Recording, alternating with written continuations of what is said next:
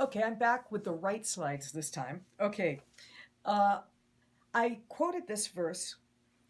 Come to you that are blessed by my Father, inherit the kingdom prepared for you from the foundation of the world. For I was hungry, and you gave me food. I was thirsty, and you gave me something to drink. I was a stranger, and you welcomed me. I was naked, and you gave me clothing. I was sick, and you took care of me. I was in prison, and you visited me. I I use that quotation because that is um, a way in which Christ is showing his own engagement in the world and what's important about that kind of engagement. And it's also showing that God cares very much for those who are marginalized. And I'm going to pick up on that later, but my main point is looking at if we go a couple slides down and you see those two pictures of Titian and Glory, and then this other picture of Jesus of the people, which was a we're going to return to this when we talk about Jesus specifically, but this was a model of Jesus that came out of a contest that the Catholic Church had, which is, the Jesus, how do we think about Jesus for the 21st century? And you'll notice that this Jesus is very approachable as opposed to the more transcendent view of the Jesus which is locked up in the Trinity in Titian's In Glory. Uh, so I'm going to speak much more about that later, but I wanted to compare those because you can see already from our 21st century context this very strong humanization of Jesus. It's not taken away from his deity, but it's showing that this is who God is with and for us in the person of Christ, right? So it really brings to the forefront that immanence in rather than the weight being on the transcendence. And we really have to hold those things in balance, right? It's not an either or. God is both transcendent and immanent. But that immanence is something which a lot of the contextual theologies really focus on. Not all of them, but especially some of the feminist theologies, in which you almost come into a kind of panentheism, which becomes a little more immanent than or pantheism, which becomes a little more immanent than I feel comfortable with. But anyway, so, but looking at the pictures of, Jesus of the people and Titian's Glory, you can see that symbols work both ways. And we're going to talk a little bit about symbolism today and metaphors. How we view God determines the symbols that we use, right? But the symbols, it also goes the other way. The symbols that we use for God end up having an effect on how we view God. So there's this interaction that's taking place in our use of symbols and metaphors that you should be aware of. So let's start first, and I just realized, don't go away because I left something on my desk, and I'm back. Okay, we're going to speak first about kind of women's interpretations, all right, of God. So, and the naming of God. Mary Daly, who kind of represents the most radical of these, in my opinion, maybe there's someone even more radical. She became so radical that she wouldn't even let a male into her classroom because just having a male's presence was considered to be too oppressive for her taste. I have problems with that, so just letting you know that's not my particular view. And she was a Christian, but later on, not. So, but in her still, she does theology, right? And this is a quote from her: "If God is male, then the male is God." Now, some of you may be reacting, no, no, no, that's not the case. But she actually has a little bit of a point. Just this morning, I was doing some searching on the internet for a particular theologian, and I came across something completely different while I was doing it. And it was this organization that was talking about God and the conceptions of God. And I realized, oh my gosh, what they were reading was, all because all of the way that angels are spoken of are he's, because God is always mentioned as a he, Jesus is a he. All of these show they linked directly back to authority, which I thought, wow, that is an amazing leap to make. But it is well, maybe from my perspective, it's an amazing leap, but it hasn't been an amazing leap throughout history. So even today, we still have, I mean, I don't know that Mary Daly was 100% off in what she was saying, at least in that sentence. So let me give you an example from The Color Purple. I'm not going to get the Southern accent down very well, so just bear with me, all right? But it's an excerpt from The Color Purple by Alice Walker. And if you don't know, if you haven't watched the movie or read the book, I definitely recommend reading the book because it's an interesting kind of glance into American history and especially in relation to Black culture and interactions. But this is specifically about God, and it's the book is about two sisters primarily, and their interaction with one another and what happens in the course of their lives. All right, but they wrote these letters to each other, and so I'm going to go ahead and read some quotes from that.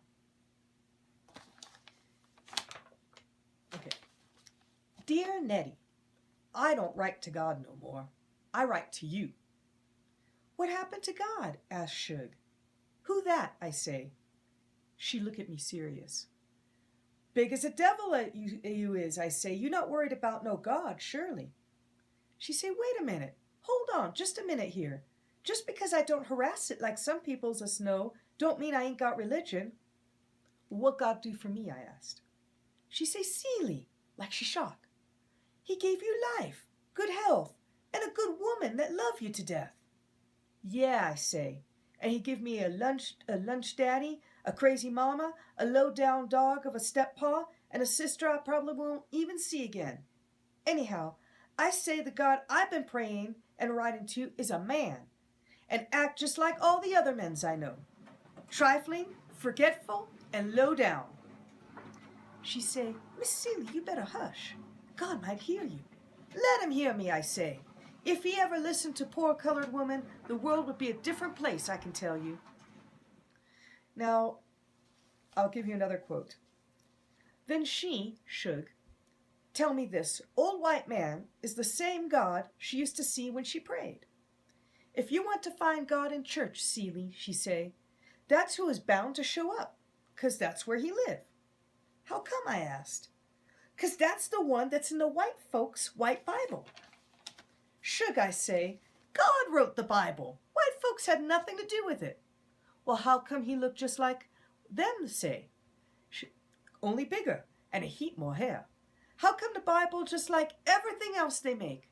All about them doing one thing and another, and all the colored folks doing is getting cursed. I never thought about that. Nettie say somewhere in the Bible, it say Jesus' hair was like lamb's wool, I say. Well, say Shug, if he came to any of these churches we talking about, he'd have to have it conked before anybody paid him any attention.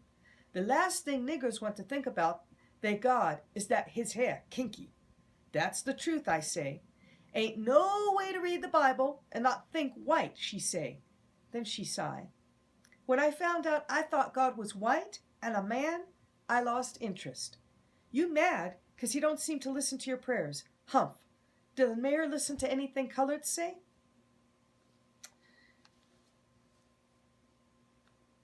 All right. So I'll leave it with those two quotes from The Color Purple. But I hope you got the underlying point, which is that whether or not we realize it, we approach God from our particular context. And sometimes in doing that, we don't realize that we're marginalizing others that are coming from their own particular contexts. So, enough about that for the moment. Okay, sorry, I lost my place, as sometimes happens.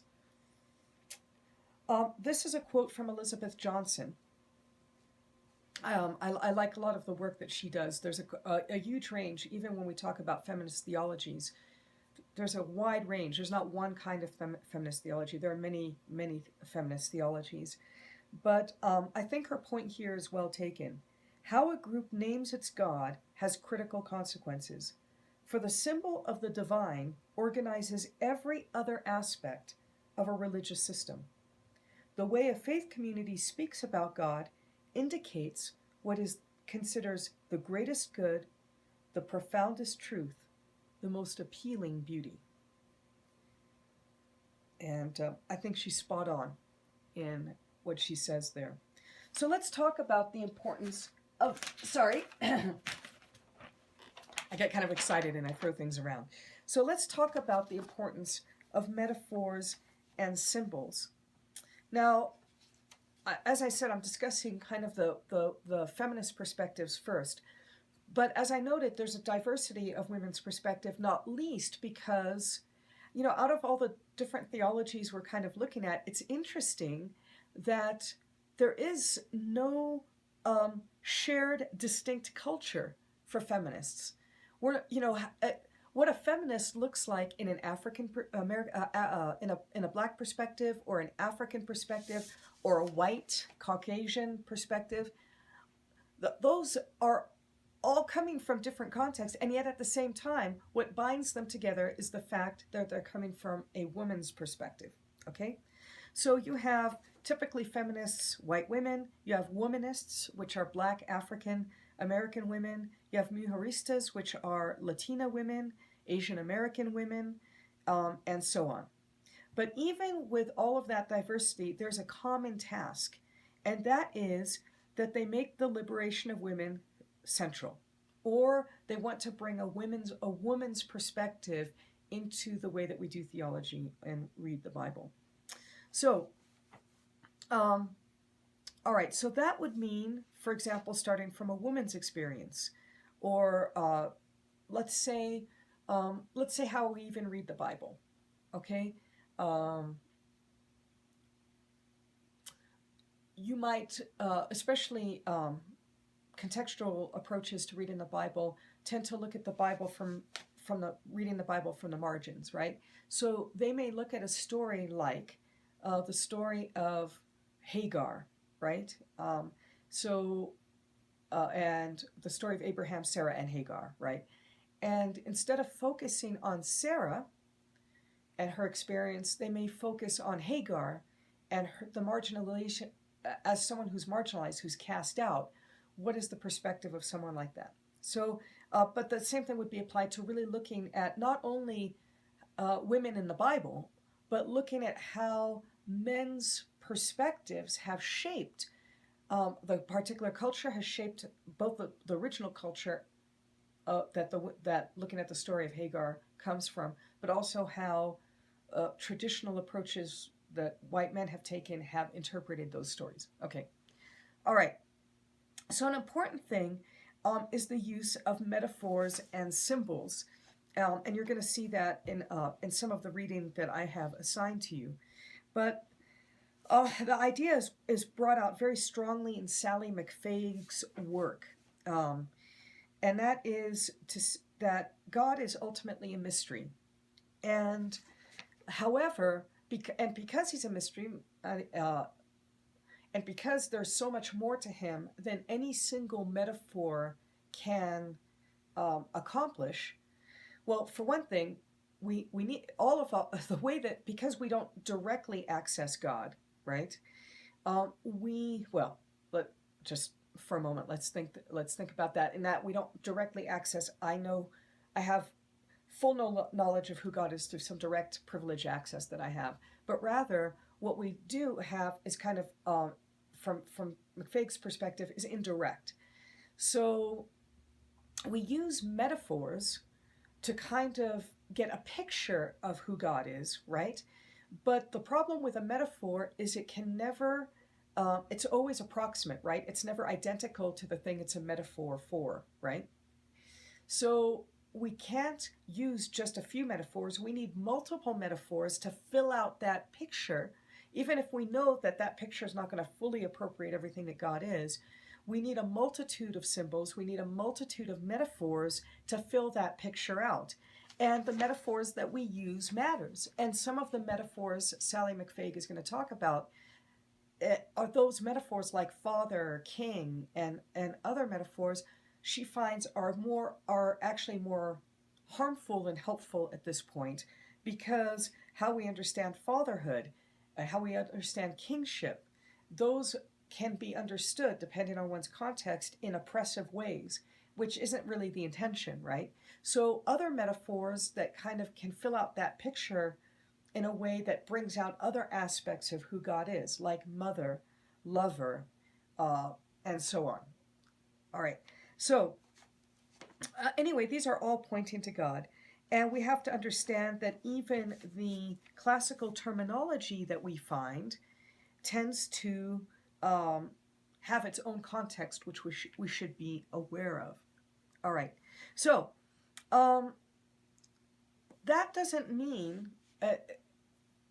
The other thing about metaphors is there's a danger if we have a limited number of metaphors. Like, let's say we only speak in terms of father and king and so forth. Those tend to reinforce certain ways of seeing God, which are patriarchal and in some cases oppressive. So we don't always have to, and this is something that Elizabeth Johnson is going to bring out in the use of metaphor. For Elizabeth Johnson, we don't have to throw out all the metaphors. What we do is we need additional metaphors that will help to complement and fill out that picture of God in ways that bring out the multitude and the richness of God's characteristics. Okay? So, just keep that in mind. All right. All right. Going back a little bit to Elizabeth Johnson, what she wants to do is she wants to unmask the sexism and domination which has sometimes been aligned with certain metaphorical usage and the way that it's been applied in Christian life. And I'm not a feminist theologian, but even I recognize that the language that's been used for God has had, at times, especially historically, we're kind of moving in a new phase, which is a little more aware now in the last century and this century, but has been used to marginalize women, to marginalize other groups. So anyway, so she says that it's important for us to search for alternative wisdom, alternative symbols to use. And when we do that, it can help to emancipate women from these overly from these images that have tended to shut women out or to assign them into a particular place in relation to men. Okay? So the thing is that, like I said, she's not completely off.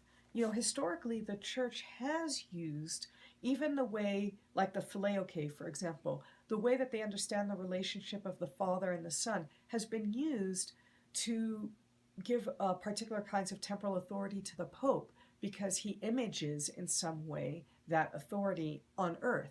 So yeah, the images that we use actually really do matter, and they do have an effect. And feminists are trying to bring that out in relation to women. Okay, so images are not neutral. Images come from particular socio-cultural contexts, and it's good for us to be aware of those, which is why that multitude of images is necessary. So, back to Elizabeth Johnson. So she argues that God is a mystery, yet there's a need for symbols in order for us to make those kinds of connections. The other thing about using those symbols is they show the symbols that we use, like kind of pull back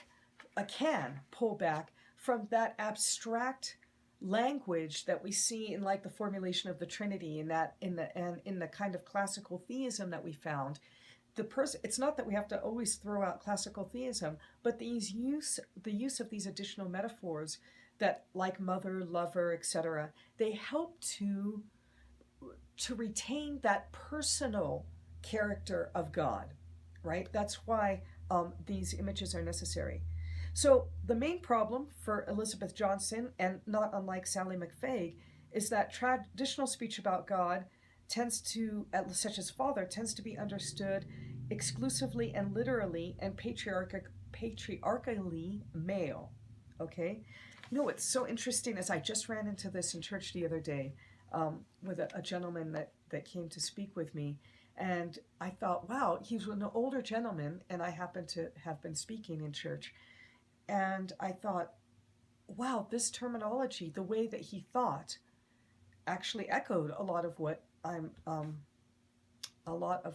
Elizabeth Johnson is talking about here.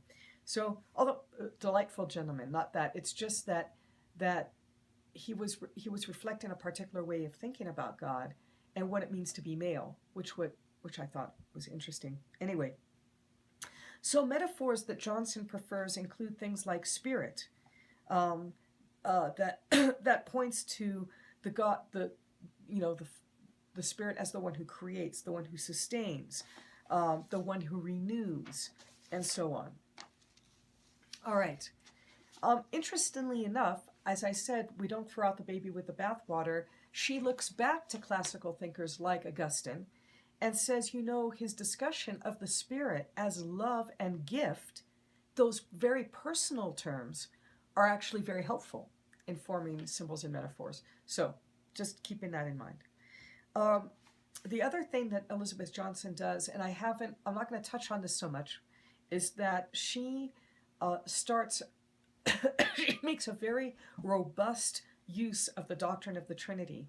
So what I find interesting about Elizabeth Johnson is that she actually is tends to be very orthodox in her thinking, but she's bringing this kind of complementary notion of the feminine and the importance of the feminine into the doctrine of God. So, all right, I'm actually going to move on a little bit here.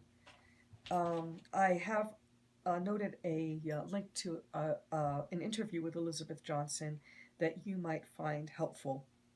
All right, so basically,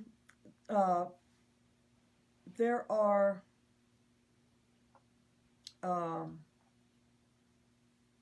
three positions that one can take in naming God. And like I said, different theologians in general, but feminist theologians in particular, can come from one of these perspectives. Although I don't think feminist theologians are going to come from the last of these perspectives, but maybe come from one of the first two in the naming of God. One is substitution. All right? And that's where you get the radical feminists, where we have to eradicate the male dominant patriarchal imagery altogether because it's so weighted heavily in the tradition. We need to replace it with the terms which are most feminine, those symbols which are more that bring out that feminine aspect, right? That's substitution. All right?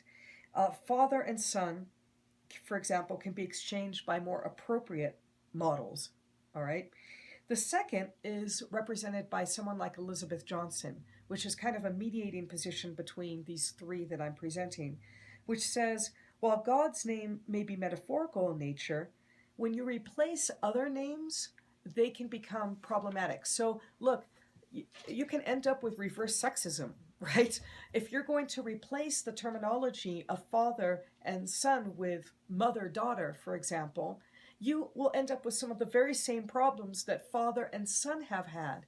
So rather than replace those terms, we should bring in additional metaphors which help to complement and fill the picture out, which is what I mentioned earlier. So you can stick with the names, but it is helpful to be aware of those and to interpret them accordingly. All right, and understand, for example, that you don't have to read that into God as father and son, that God must be male. All right, you don't have to read backwards, but to understand that understand that fuller picture in those complementary models. Then you have or complementary terms and metaphors. Then you have non-substitution. And that is a position I actually see a lot of people take, which is that Father, Son, and Spirit are actually proper names of God and cannot be substituted or replaced. That would be, for example, the position of Robert Jensen, who maintains that we really should retain the language of Father, Son, and Spirit because you can't those terms are not substitutable. All right, speaking of God as mother is not, or she is not a substitution. You can't substitute she for he because this is the way that God has been spoken of, for example, in the biblical text. So they're not just descriptive, they're the actual names of God. All right, so you have these three positions um, that you'll find. And obviously, feminists tend to fall in one of the first two positions. All right, let's take a quick look at liberation theology. And I'm sorry that these are such superficial views. I just want you to be aware of what these different um, theologies bring to the table. All right? Now, liberation theology is a theology that tends to look at things from the perspective of the marginalized and oppressed, especially the poor. All right?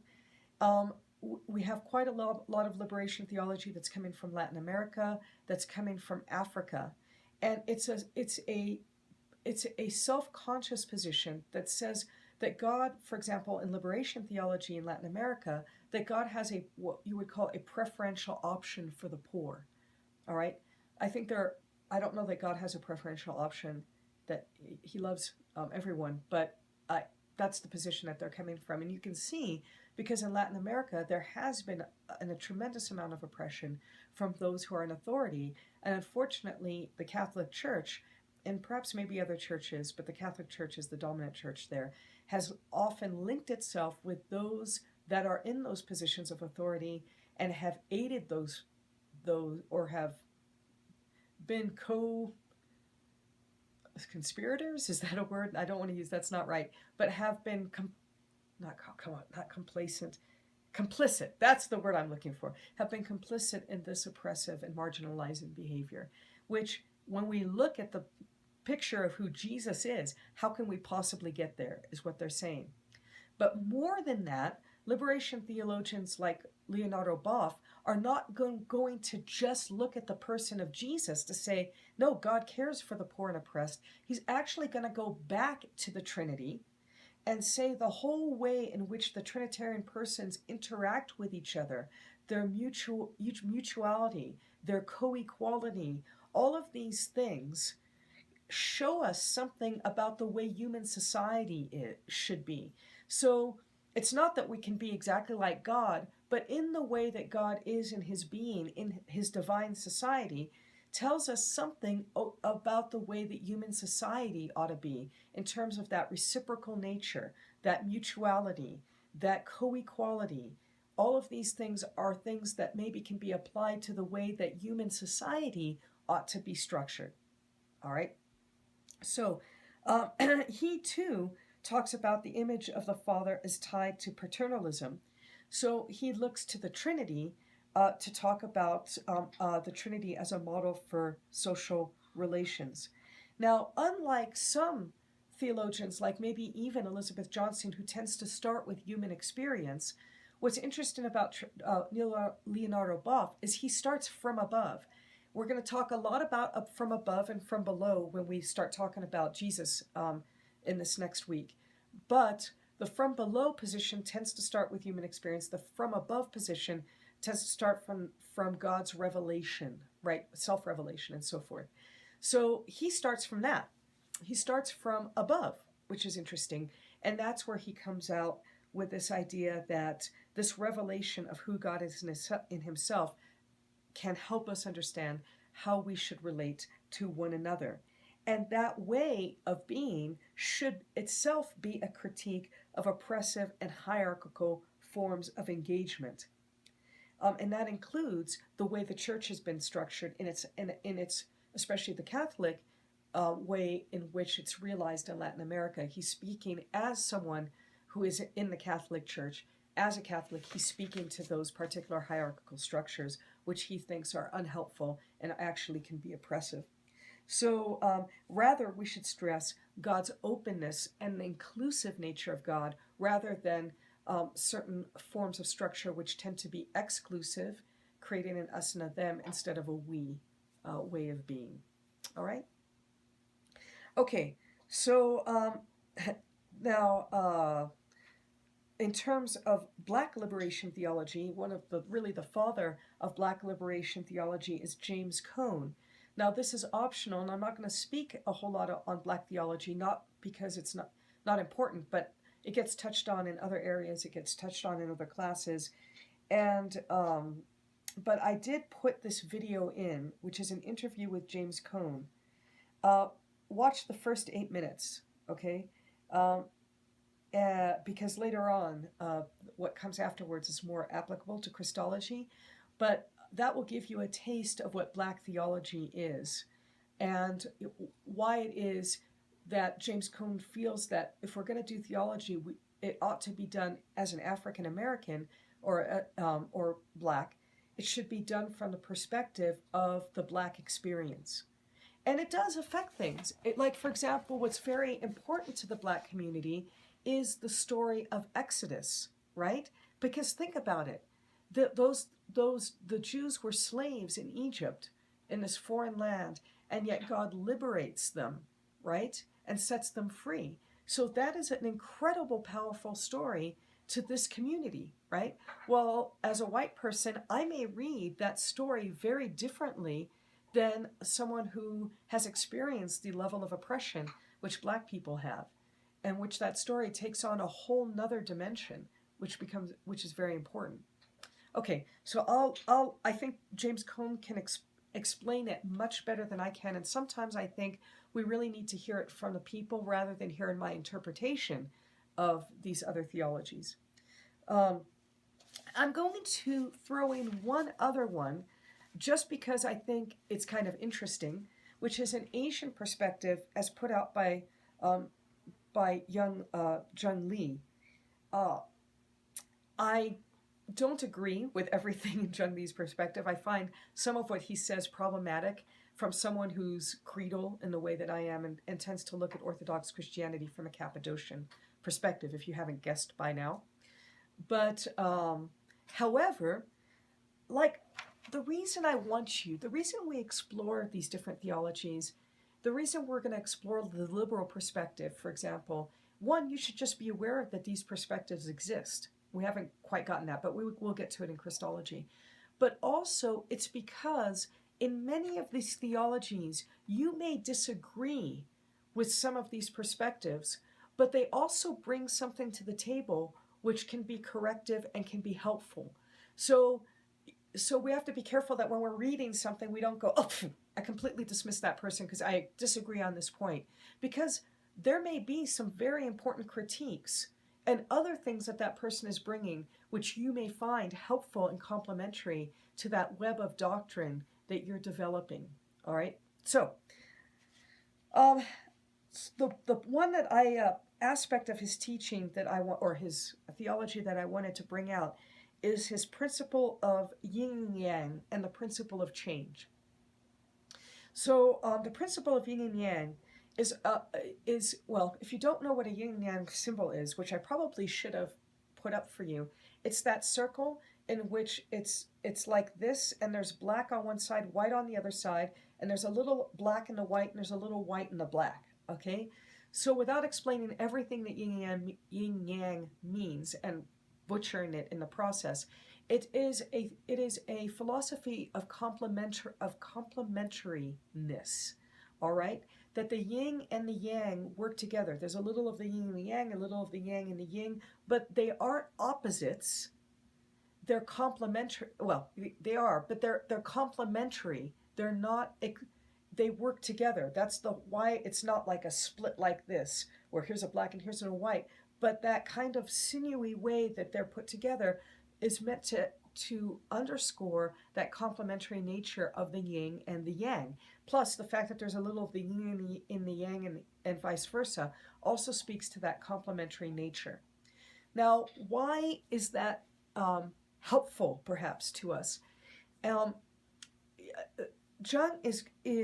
Lee is critiquing a particular philosophical tradition that has been inherited from Greek philosophy that tends to see things in a certain, understand logic in a particular way, which you may not even understand, that the very way in which we understand rationality is not the same everywhere. All right, you may think, oh, this is self-evidently logical and rational, but that's because rationality itself tends to have a cultural influence, right? So, but anyway, what he's doing is he's critiquing kind of that the either or way of thinking, the dualistic way of thinking that has come down to the West through Greek philosophy, right? And he says, we don't have to think in those either or terms. Yin and Yang shows us that there is, rather than either or, we can think in terms of both and. And he talks about this in relation to the Trinity, because there's a relationality and mutuality in yin and yang, which he finds is something that we can look at the Trinity and see that same kind of mutuality, the both and the and, rather than the either and the or. And I find that helpful to remember that things aren't always either or. Sometimes they really are both and our particular way that we think may automatically think that things which are precluded may in fact be complementary in nature. So, all right. So there's an interplay between yin and yang. And yin and yang also represents this kind of constant state of change and movement. It's a very dynamic understanding rather than a static substantialist understanding, which you may find, for example, in Plato or Aristotle. All right. So he talks about this change as what characterizes or underlays all of reality, and so we should think in these more, or it's helpful to think in these more dynamic terms rather than in static terms, to think in terms of relational, dynamic change, okay, rather than the dualistic approach of Greek philosophy. Okay. All right. There's an article that you may find interesting by P.S. Chung, which is on the Asian pursuit of Trinitarian theology, in which he talks quite a lot about Chung's, or Lee's thought here. And I think you may find it helpful. So you don't have to read it, but I just throw it out to you in case you're interested in pursuing this further. All right. I'm going to skip the Trinity from a Muslim perspective. I also teach a world religions course, and sometimes I try to integrate kind of other ways in which religions, the way other religions think about the Trinity, because, or the way that they find our way of viewing God as problematic. And I'll just quickly say this about the Muslim view of God. The Muslim view of God, in some ways, looks like that stress on the transcendent God who's radically other than his creation. Okay? And so when we try to talk about, right, so that's one thing. I don't know that it's as radically transcendent as some people would maintain, because when you look at the 99 beautiful names of God, which are the attributes of God in Islam, you'll see that while we in classical theism tended to focus on these aspects of God which were not really relational and personal, they have those characteristics of God, but they are complemented by personal and relational terms for God as well. So you may find it interesting to look up the 99 names of God. But the other problem is, of course, they reject the notion of the Trinity. And they do that because for them, we are bringing either bitheism or tritheism to the table from their understanding, because I'm not sure that many Muslims know what to do with the Holy Spirit, but their real problem is the way that we elevate the person of Christ to be God. Because the greatest sin in Islam is the sin of shirk. And the sin of shirk is putting anything up alongside of God, whether it is ourselves, something that we value more than God, or whether it's putting another God alongside of God. So for a Muslim, if you're going to talk with them about Jesus, this is really, you have to understand that when we share the gospel, we do not share it in a vacuum. And when you share it with people who have a very strong ideology or a religion, that religion for them, or that ideology, but especially religion, is what informs their entire identity.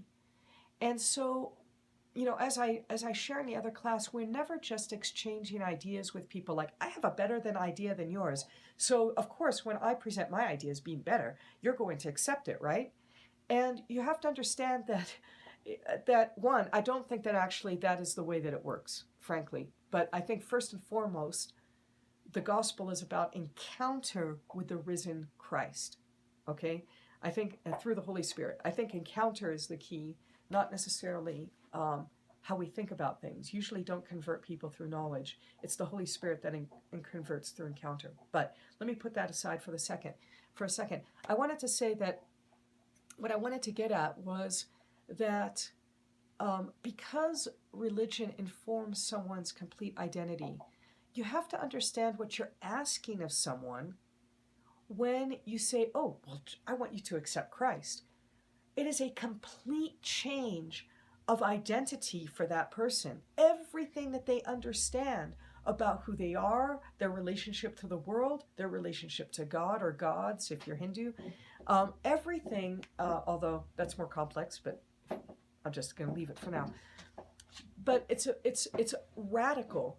And when you're talking to a Muslim about Jesus, you have to understand that from their perspective, if you're going to start talking about Jesus as God, the greatest sin that you can possibly commit in Islam is what you're asking them to do. So I just be aware when I sometimes bring in these other understandings of who God is in other religious traditions, that this isn't just a matter of an idea. This is about something that shapes everything that they know and understand about who God is and who they are in relation to God. So on that note, obviously from a Muslim perspective, the Trinity is a mystery that from them it looks like either bitheism, that we're talking about Jesus as God, or it looks like tritheism. So think about this. Many Christians don't know how to speak about the Trinity. How strange is it, or odd, that a Muslim would have difficulty in understanding the Trinity, and especially understanding the person of Jesus. So we might return to the person of Jesus in Muslim thought later, but I didn't even want to talk about it that much. Oh, anyway, but I couldn't help myself. All right, so I say a few words there. Let's move on and finish this off. So some reflections.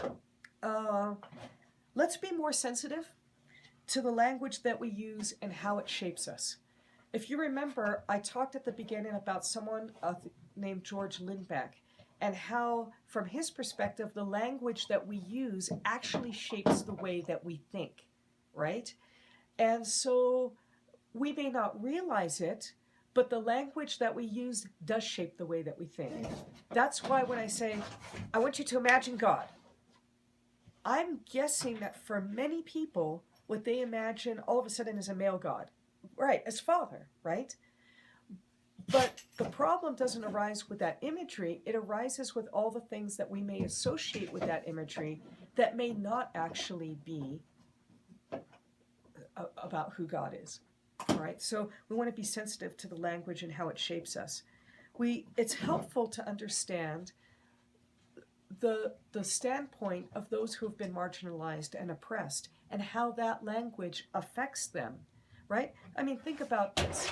If you were in an abusive relationship with your father, as this can happen to a male or female, have been in an abusive relationship in which fatherhood has become so distorted that to even hear the word father evokes images which are unhelpful and aren't representative of what that imagery was meant to represent, then maybe some other images would be more helpful, right? Because yes, we need to rehabilitate that image, but that image may not, sometimes it's difficult to rehabilitate that image given our own experiences, all right? So, increases sensitivity to inclusivity, realizing that we do want that God is, in fact, a God of inclusivity. I do think he is. So you don't have to agree with me on that, but that's what I think. But it's important to understand that it's not an us-them mentality and that the language we use can sometimes do that.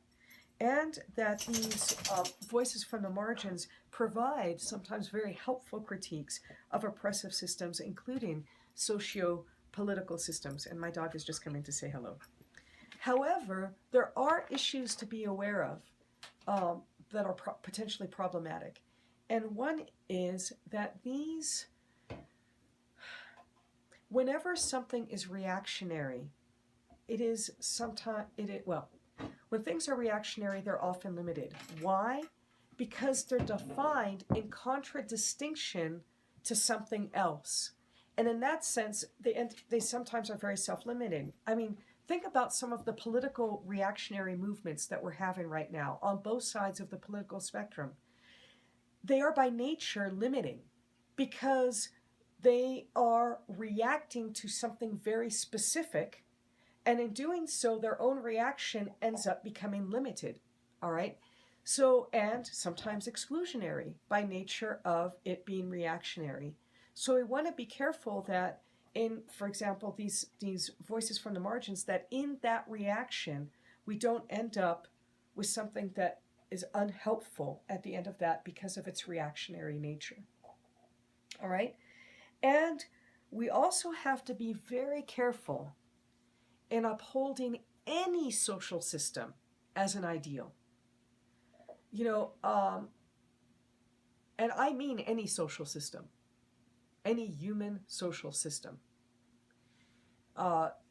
Because we can try to emulate certain things, but the reality is we are limited and we are coming from a human perspective.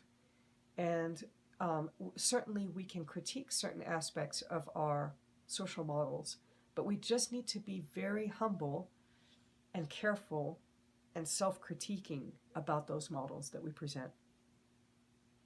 Should the traditional naming of God be retained? Well, I leave that to you. I'm not going to... Should I present my own position? I know that Dr. Karkanen has in the past talked about the retaining of traditional language as important. I'll go ahead and give you my position. I do think that traditional naming is important. I probably come from that mediating position where I do not want to throw out the language of Father, Son, and Holy Spirit because, one, Jesus uses it, and I think that's important. But at the same time, I think we have to be careful that we understand that those metaphors are understood differently. How I understand Father is going to be affected by my experience of fatherhood. And someone in Asia's understanding of Father is going to be shaped by their culture, but also by their personal experience of fatherhood. So knowing these things is helpful. But I went throughout that traditional language, but I think that the complementary language is helpful. Complementary metaphors are helpful to fill out that picture. So anyway, but I leave that to you. You don't have to take my position in our discussions at all. I'm not looking for you to take my position. I'm looking for you to think through things in a coherent and careful way. Not that we land in the same place. Okay? All right, some final thoughts. What you think about God really matters, and that I think the contemporary move towards a more relational and dynamic worldview is helpful in thinking about God's attributes. Because this isn't even like something completely new.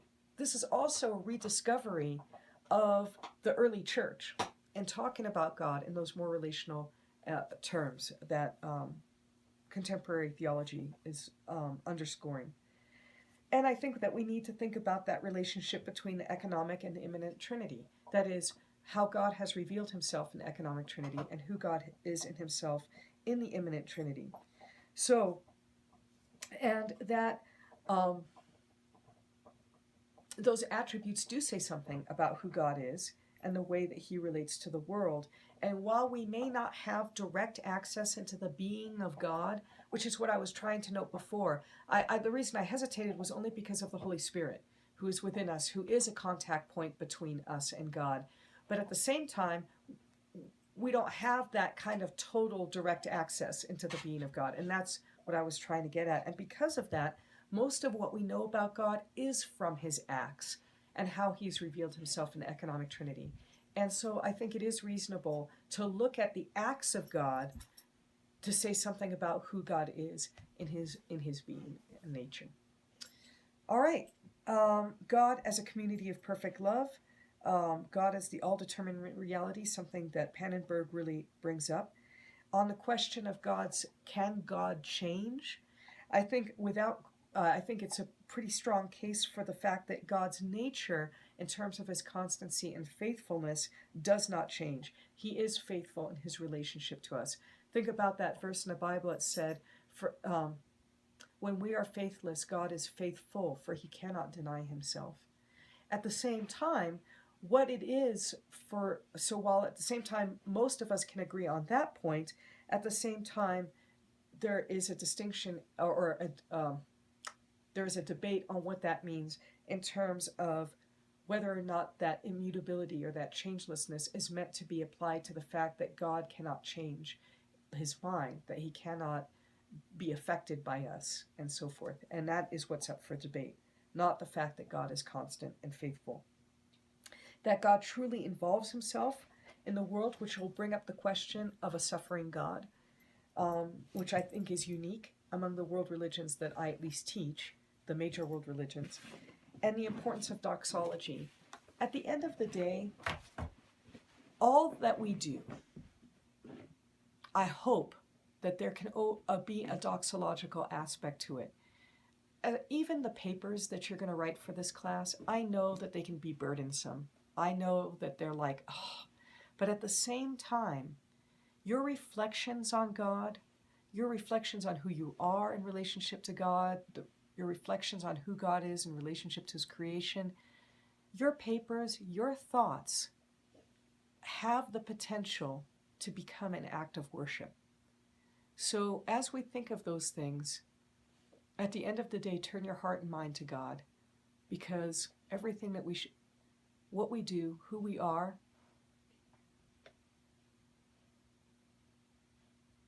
can be acts of worship in the world.